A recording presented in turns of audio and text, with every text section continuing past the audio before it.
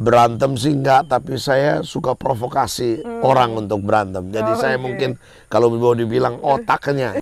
Saya waktu itu saya sudah suruh mereka berangkat. Sementara saya lagi KKR di Kalimantan Utara, di kota Tarakan. Saya lagi KKR. Tiba-tiba pendetanya bilang begini, Pak, ini anak-anak ini saya sudah siapkan mereka sekitar 15 orang. Mereka mau naik kapal dan berangkat ke Jogja.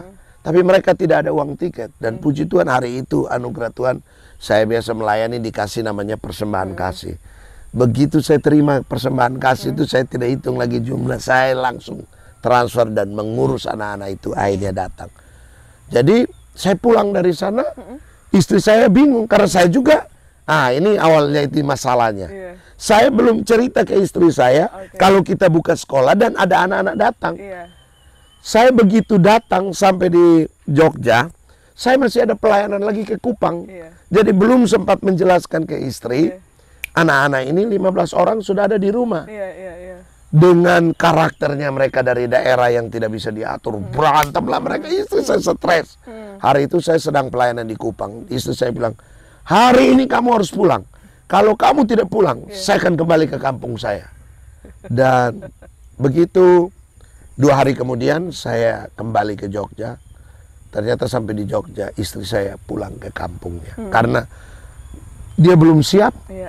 Saya juga belum beritahu. Tapi sudah buka sekolah. Ini kan nekat.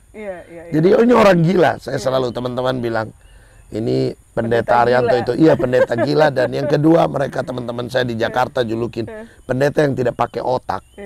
Jadi kalau orang pakai otak itu berpikir dulu baru lakukan. Kalau saya lakukan dulu baru berpikir. Nah itu yang tidak semua orang bisa terima, termasuk istri saya. Akhirnya kesaksian ini menarik juga. Istri saya pulang ke Kalimantan. Waktu dia masuk ke daerah, dia sewa sebuah mobil dan tiba-tiba mobil itu bannya 4 padahal mobil baru. Pecah tiba-tiba. Waktu dia masuk di hutan tiba-tiba Tuhan bicara audible, kembali ke Jogja, kembali. Saya hari itu juga panik juga kan. Tiba-tiba majalah Bahana, waktu itu masih ada majalah Bahana. Kalau sekarang ada TV Bahana, sahabat Bahana tahu. Pendeta Arianto ditinggalkan istrinya karena buka sekolah. Kan malu saya. Saya waktu itu doa sungguh, Tuhan, kalau memang Tuhan suruh saya buka sekolah ini, kembalikan istri saya. Masa saya buka sekolah, ambil anak-anak pencuri ini terus istri saya tinggalkan saya. Wah ini kan nggak umum, Tuhan mempermalukan nama Tuhan. Singkatnya 2 hari kemudian istri saya telepon saya, tolong belikan saya tiket, saya mau kembali ke Jogja. Dan waktu dia kembali, wah spiritnya berbeda ya. Berbeda. Dan dia bilang begini, satu statement yang buat saya menarik, dia begini, ternyata saya menikah dengan Arianto. Dan saya harus mengerti Arianto. Itulah cara berpikirnya Arianto. Saya tidak bisa pakai cara saya, tapi saya harus pakai cara karena saya menikah dengan Anda yang namanya Arianto, yang modelnya seperti itu, gayanya seperti itu, keputusannya seperti itu. Jadi dia yang berusaha untuk memahami saya, mengikuti saya. Cuma waktu itu dia cuma permintaannya, syaratnya begini, coba berdoa kepada Tuhanmu supaya kasih saya kekuatan, supaya saya bisa mengimbangi engkau. Dan puji Tuhan, sampai hari ini istri saya support banget. Dan bahkan anak yang paling kacau, kadang saya marahin, dialah yang orang pertama yang membela mereka, menolong mereka, memotivasi, membangkitkan mereka. Kira-kira begitu, Mbak Alvari. Menarik sekali, Pak. Nah, lalu adik-adik ini yang dari sekolah misi ini, bagaimana? Ada nggak, Pak, yang paling mungkin Pak Arianto merasa menyesal bawa dia sampai ke sini nih? Saking mungkin nakalnya. Saking nakalnya. Jadi betul. Beberapa 3 angkatan itu kan saya ambil dari Borneo. Satu kali karena saya sudah melayani mereka luar biasa, sudah all out dan wah udah terbaik karena mereka di sini tinggal gratis. Mereka datang aja tiketnya gratis, swab semua gratis semua. Pakaian mereka datang apa ada, semua kita preparein ada semua. Tapi ternyata mereka malah buat saya kecewa, yang sangat-sangat kecewa. Dengan apa? Mereka tidak, kadang ada yang tidak taat aturan, contohnya pacaran dan lain-lain. Akhirnya saya harus lepas mereka, artinya saya skors mereka. Dan akhirnya waktu itu saya kecewa sekali. Ngapain sih ambil orang Kalimantan? Satu kali saya tiba-tiba berdoa. Tuhan bilang, bukankah istrimu orang Kalimantan? Saya bilang istri saya bilang, kali ini kita nggak usah ambil orang Kalimantan lagi, bikin repot. Waktu saya berdoa, tiba-tiba Tuhan lawat saya. Cuma ada satu tulisan, back to Borneo, back to Borneo. Saya bangunin istri saya, Mama, Tuhan bilang kita harus kembali ke Kalimantan. Istri saya bilang, tanya lagi, berdoa lagi, tanya sama Tuhan. Saya doa, Tuhan ingatin, nggak, kamu harus ke Kalimantan.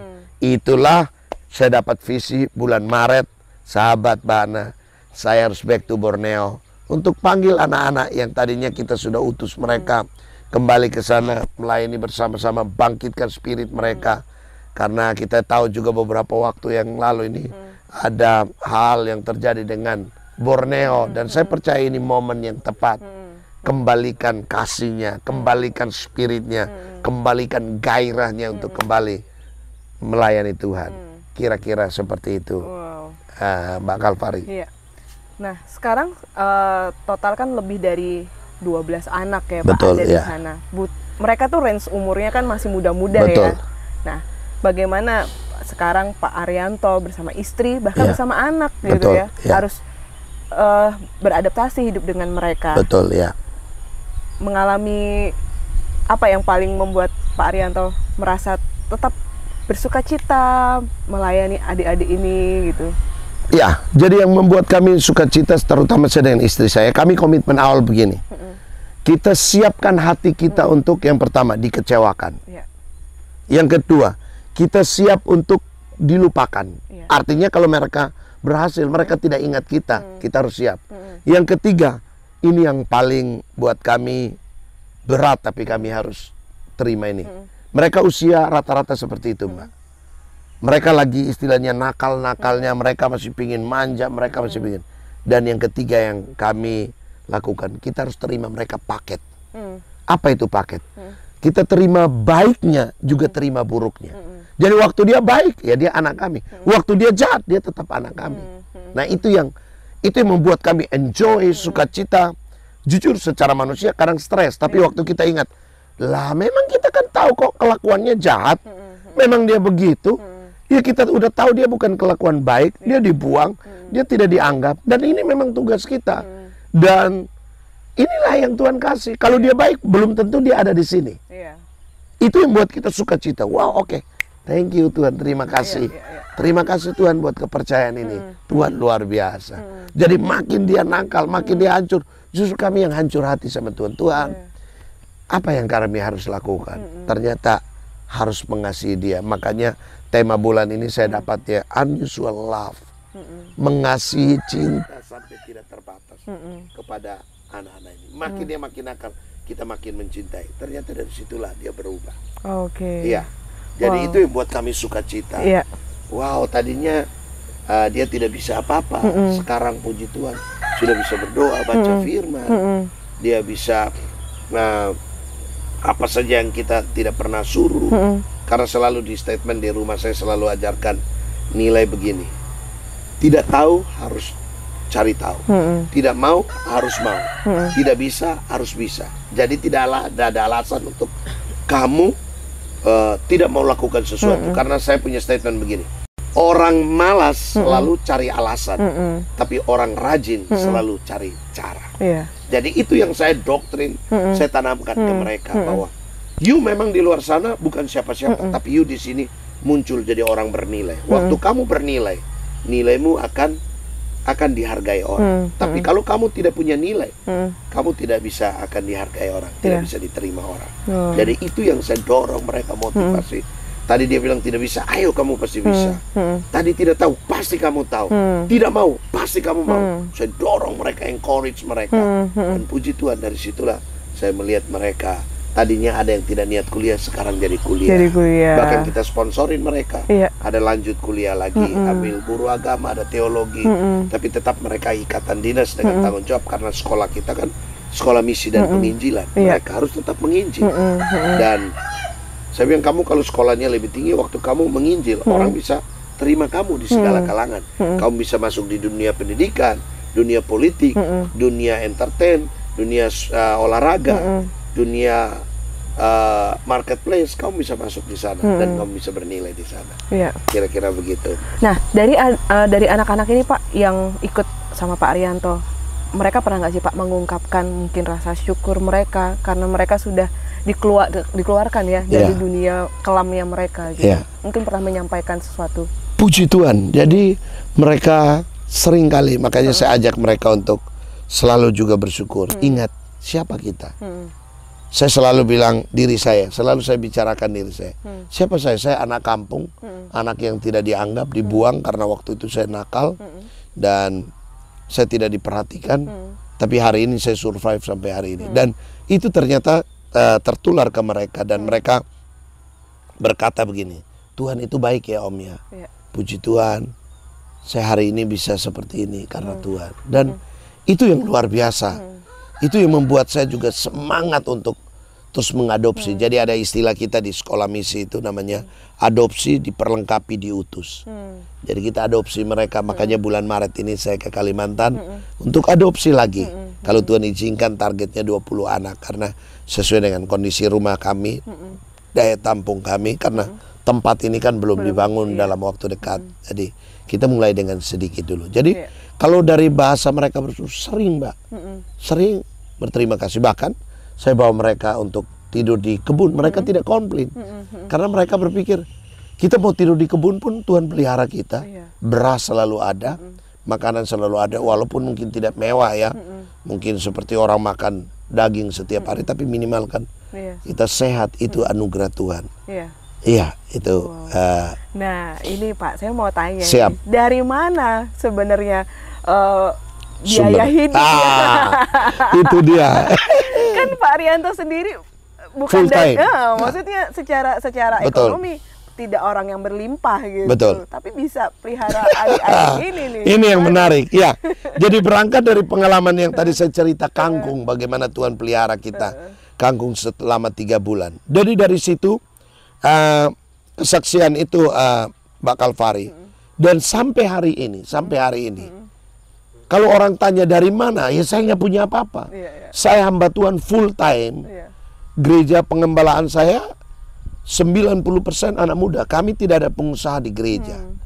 Yang ini yang satu kali direkturnya Andi Offset bilang saya ini pendeta gila ini. Wah, tidak punya apa-apa tapi tampung orang lagi. Orang susah tampung orang susah. Tapi yang menariknya sampai hari ini kami melihat pemeliharaan Tuhan. Contoh, saya kasih contoh yang simpel. Waktu kami beras habis, tiba-tiba ada Gojek datang. Betul ini rumah Pak Arianto? Saya bilang, iya. Saya mau antar beras. Ini dari mana? Oh, saya disuruh untuk tidak beritahu Pak. Wow, buat saya ini malaikat. Dan begitu turunin, saya 1 bulan Mbak Kalvari, 30 karung beras yang harus dibutuhkan. Kami operasionalnya cukup luar. 1 hari itu minimal saya harus kurang lebih 300 sampai 500 ribu pengeluaran setiap hari. Sementara saya tidak ada income. Nah, ini yang buat jadi pertanyaan banyak orang. Dari mana Bapak dapat uang? Jadi kami hanya dari tangan Tuhan. Yang kedua, karena iman kepada Tuhan.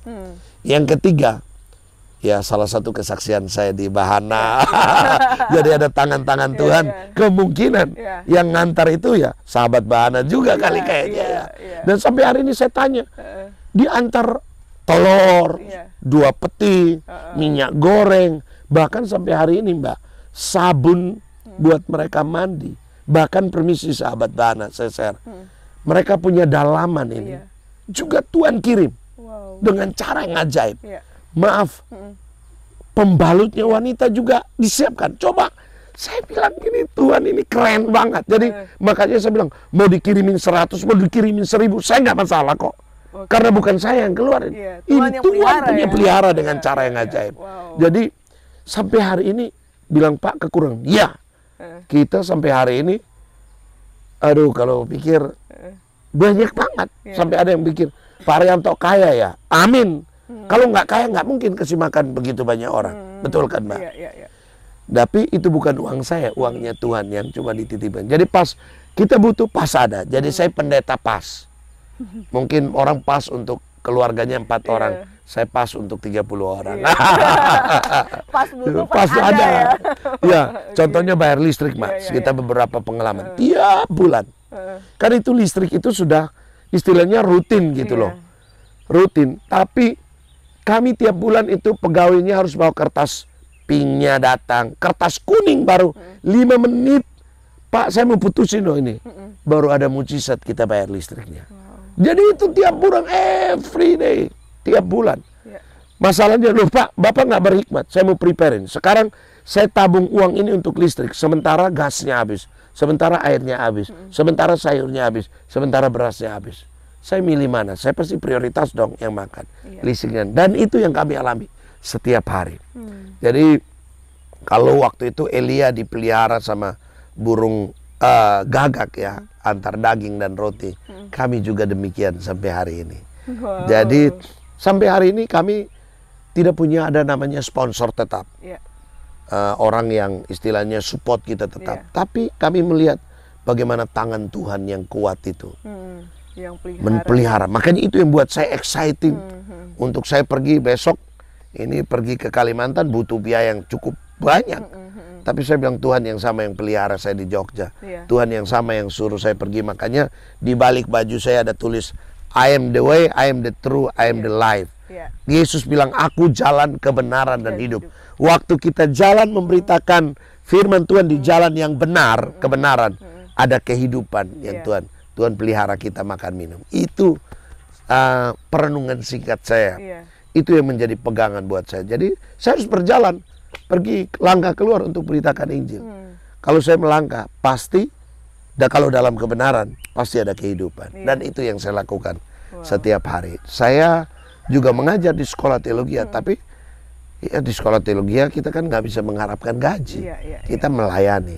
Di gereja pengembalaan saya, walaupun 4 kali kebaktian, justru kalau boleh kesaksian, sekolah misi ini yang support gereja. Iya.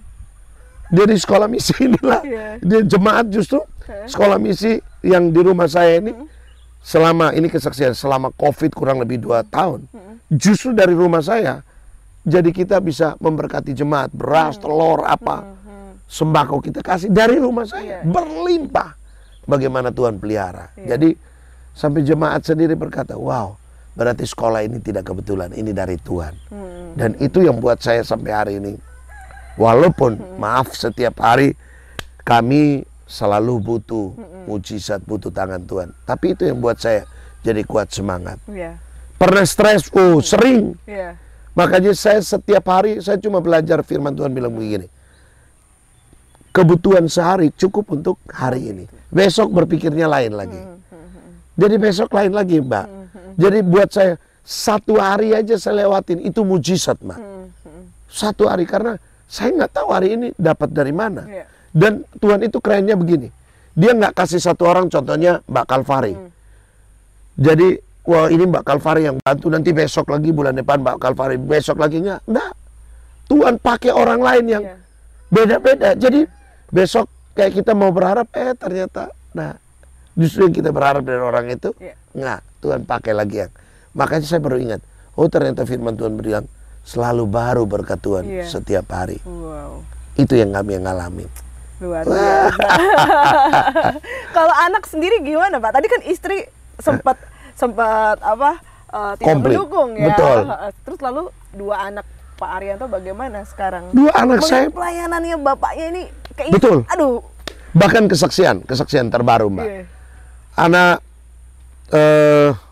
kurang lebih bulan Desember kemarin, anak-anak misi ini harus praktek ke Malang. Dan waktunya harus dijemput. Saya nggak punya biaya. Anak saya kan sekarang mereka sekolah online. Dia punya laptop kesayangan.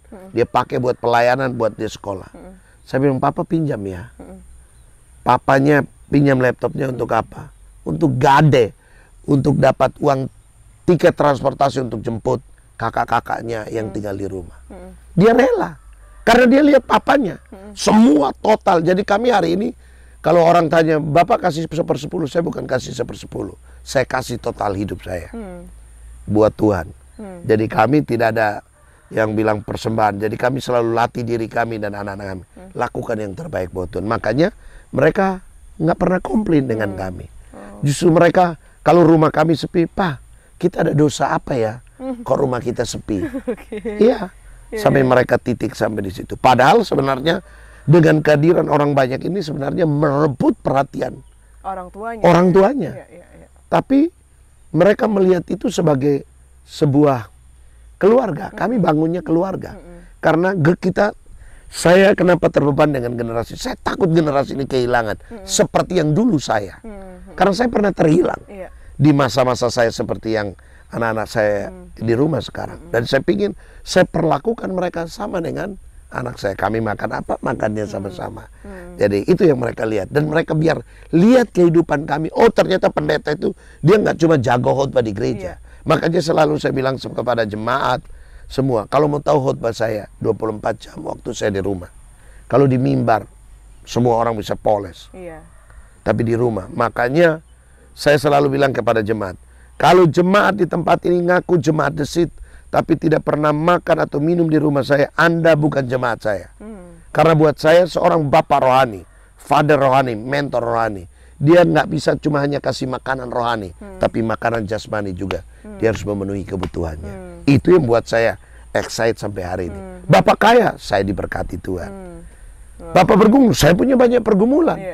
Karena mimpi saya di tanah ini akan lahirkan ada jutaan generasi di sini. Ada asrama gratis, ada klinik gratis, ada sekolah gratis sampai universitas. Mimpinya universitas terbaik gratis di tempat ini. Ada lapangan pekerjaan yang kita siapkan. Dan itu impian kita. Nah, ini nyambung nih Pak. Karena sudah disinggung kan soal tanah ini. Ini dari Tuhan juga. Nah, ini ajaib, ini ajaib. Jadi ini luas loh, Pak. Betul. Jadi ceritanya begini, Mbak Kalvari. Satu kali saya sedang melayani di Jakarta. Saya ketemu dengan satu anak Tuhan. Nggak boleh sebut merek ya. Saya ketemu satu anak Tuhan dan tiba-tiba dia tergerak untuk mengundang saya, boleh nggak kamu Pak Pendeta melayani di persekutuan kami. Saya datang melayani. Dia pengusaha ya Pak? Dia pengusaha. Dan waktu saya datang melayani, dengar kesaksian, dia makin tertarik. Dan akhirnya dia tugas ke Jogja, dia mampir. Waktu dia mampir di rumah saya, dia lihat, wah anak begitu banyak. Terus makannya apa mereka ini? Dia datang, ini Bapak punya rumah, saya kontrak. Hah? Kamu kontrak aja tampung orang begini banyak. Kamu ada uang untuk bayar kontrak? Tidak ada. Belum ada. Saya bilang selalu belum ada. Ditanya belum ada, bukan tidak ada. Tidak ada berarti sama sekali. Dan kamu sudah punya tanah? Gereja? Saya bilang saya gereja sewa di hotel. Hah? Berarti belum punya tanah? Ya belum punya tanah. Tiba-tiba pertemuan berikut, Pak Arianto silakan cari tanah. Dan pas waktu itu kebetulan jemaat kita orang warga dekat sini, Om ada tanah di Berbah. Begitu saya lihat pertama, saya bilang oke, saya klik. Saya klik, tapi ceritanya ini saya belum ketemu ibu ini dulu, yang tadi ini. Nah begitu besok lagi saya ketemu, saya kan pernah ditawarin tanah. Bu, saya ada tanah, tapi tanahnya ini kurang lebih 2.000. Oke. Ternyata hebatnya Tuhan, ibu ini pengusaha, tapi dia juga seorang pendoa. Dia sudah lihat, Pak, maaf saya mau ngomong, Bapak sudah lihat tanah? Saya bilang, iya. Tanah itu di atasnya ada gunung, ada hutan. Saya bilang, iya. Dia dikelilingi sungai, iya. Tanah itu masih hutan, masih ada pohon-pohon jambu segala macam. Kok dia tahu semua? Saya bilang, iya. Padahal saya belum kasih tahu petanya, titik tanah, dia sudah tahu. Pak, itu tanah dari Tuhan. Saya digerakkan Tuhan untuk kita beli. Dan oleh anugerah Tuhan, tanah ini sudah dibeli awal pertama 2.000 meter persegi, tambah jalan aspal masuk ke tanah ini 500 meter. Jadi beli tanahnya sekalian bangun aspalnya. Jadi di kampung ini yang akses masuk ke aspal kita. Dan berikut ada tambahan yang sampai di sungai 2.000. Jadi sekarang totalnya 4.000 meter. Dan ini unusual miracle buat kami. Itu yang buat saya makin percaya, ternyata Tuhan dahsyat, ternyata Tuhan luar biasa. Wow, luar biasa. Tuhan yang kasih visi, Tuhan yang kasih juga jalannya ya. Iya, betul. Luar biasa. Bahkan boleh saya tambah kesaksiannya begini. Kan tempat ini kan selama Covid belum bangun. Waktu itu belum diuruk seperti ini. Dan kami tanam tanaman dan tiba-tiba ternyata ada teman saya, asistennya Menteri Pertanian. Tiba-tiba kemarin bulan Januari saya diundang sama Menteri Pertanian, Pak Yasson Limpo, dan saya dikasih penghargaan benih terbaik untuk bisa tanam di tempat ini. Jadi tempat ini ada kerjasama juga dengan Dinas Pertanian. Bahkan mereka bilang, Pak, nanti ke depan sekolah ini kita bisa kerjasama untuk kami support pupuk, support bibit, bahkan ternak dan sebagainya. Dan memang mimpinya di tempat ini jadi pilot project. Buat banyak anak Tuhan untuk datang belajar di tempat ini. Luar biasa. Ya, lalu Pak, ini saya mau tanya nih tentang Back to Borneo. Tadi kan dapat misi dapat visi dari Tuhan ya, dapat visi dari Tuhan harus ke sana. Siap nggak nih Pak? Siap nggak siap? Harus siap. Harus siap. Adik-adik ini gimana? Mereka ikut komando. Karena saya tanamkan di mereka ada garis komando. Saya merah, mereka ikut merah. Jadi siap berangkat. Kalau ditanya hari ini Bapak punya duit, hari ini saya belum punya duit. Hari ini belum punya. Tapi pengalaman yang selalu saya lakukan, Mbak Kalvari, tiap kali saya pergi, saya yang harus lebih dulu modal keluar. Jadi saya bisa jual motor, dan dia bisa jalan. Pulangnya boh nggak tahu gimana, tapi yang penting jalan. Dan puji Tuhan, saya percaya Tuhan sedang buka akses berkat melalui sahabat Bahana yang sedang mendengarkan ini. Karena satu anak itu minimal tiketnya PP 2 juta, makannya itu lebih mahal. Jadi total biaya yang butuhkan ya lumayan sampai ratusan juta perjalanan. Dari mana? Saya juga nggak ngerti. Tapi yang saya percaya, ya tadi, Tuhan berkata, aku jalan kebenaran dan hidup. Waktu kita jalan dalam kebenaran, memberitakan kebenaran, pasti ada kehidupan di situ. Itu yang saya imani dan makanya saya harus back to Borneo. Saya bikin topi, bikin kaos Mbak. Jadi jualan kaos ini.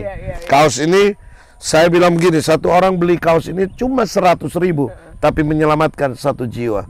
Topi ini juga cuma 100.000, tapi menyelamatkan 1 jiwa. Jadi caranya gimana Tuhan kasih hikmat? Udah bikin kaos, bikin topi, jual. Ada yang mau beli, pesan, ya puji Tuhan.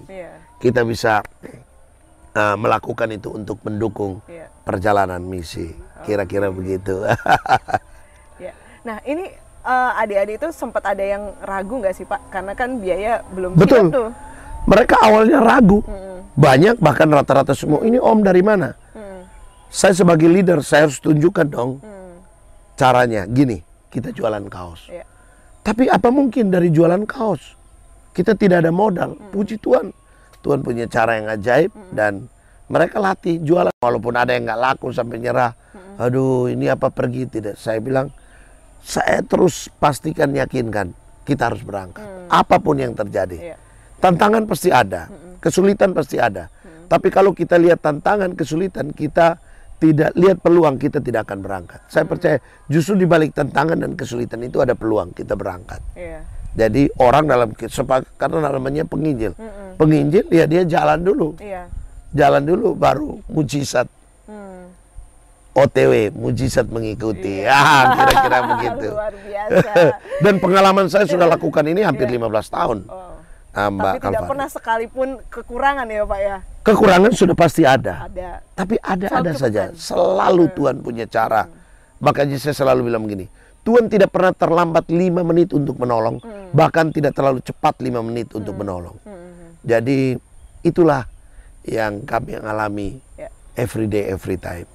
Itu yang buat saya semangat untuk pergi bermisi, terus bermisi dan terus menampung banyak anak-anak. Tuhan memberkati. Berarti kalau Tuhan tambahkan lagi jiwa? Oh tambahkan, oke. Karena kan tadi berangkat, saya nggak punya apa-apa kok. Mau 10, 20, 100 ribu, sama juga saya nggak punya apa-apa. Saya yang punya Tuhan yang besar, yang Dia yang bisa menolong saya dengan apa yang ada sampai hari ini. Luar biasa. Oke Pak, ini terakhir nih Pak. Siap.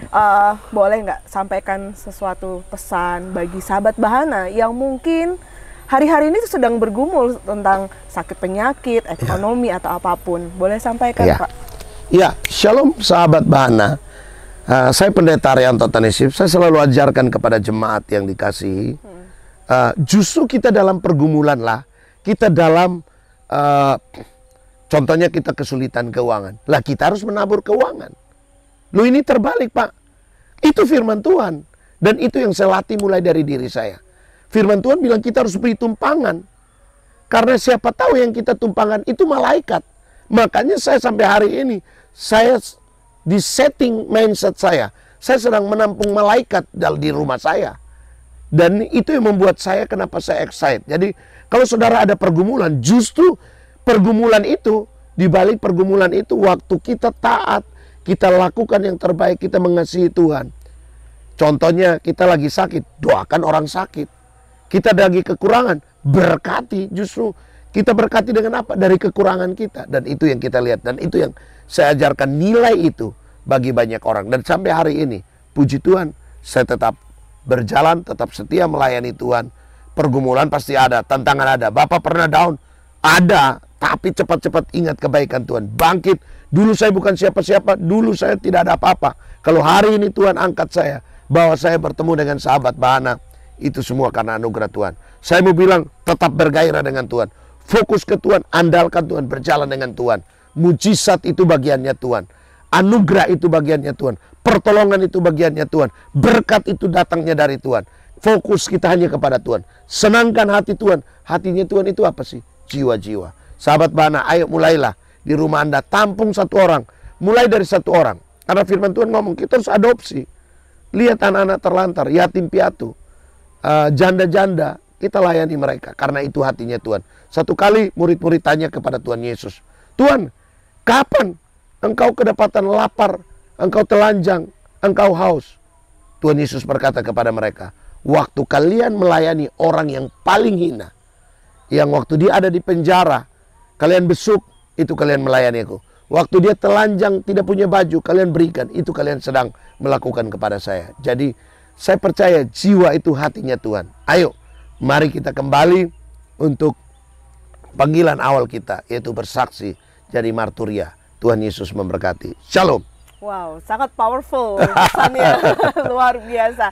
Ya, baik Pak Arianto, terima kasih sekali. Saya boleh berkunjung ke sini, boleh melihat nantinya yang akan jadi sekolah misi. Amin, ya, amin, amin. Gitu ya. Nah, Pak Arianto, terima kasih buat kesaksiannya buat sahabat Bahana, dan sukses untuk pelayanannya, dan juga untuk mission trip ke Borneo. Depan, ya, kami ya. juga berdoa, sahabat Bahana, dukung kami dalam doa. Ya. Minimal dukungan doa itu sudah berarti. Ya. Tapi apalagi beli kaosnya lebih dahsyat lagi. Tuhan memberkati. Ya. Ya, terima kasih Pak. Ya, Tuhan memberkati. Ya, shalom. Ya. Sahabat Bahana, itulah obrolan saya dengan Pak Arianto Tanesip. Dan buat sahabat Bahana nih yang ingin mendukung pelayanan misi Pak Arianto bersama adik-adik dari Sekolah Misi Galilea, bisa membeli kaos Back to Borneo. Di mana? Silahkan dilihat di kolom deskripsinya dan bisa langsung dihubungi nomor tersebut. Ya, demikianlah obrolan saya di dalam Karena Dia, dan memang hanya karena Dia hidup kita sampai hari ini terus diberkati dan dipelihara oleh Tuhan. Sampai ketemu di episode berikutnya bersama saya Kalvari, dan Tuhan Yesus memberkati.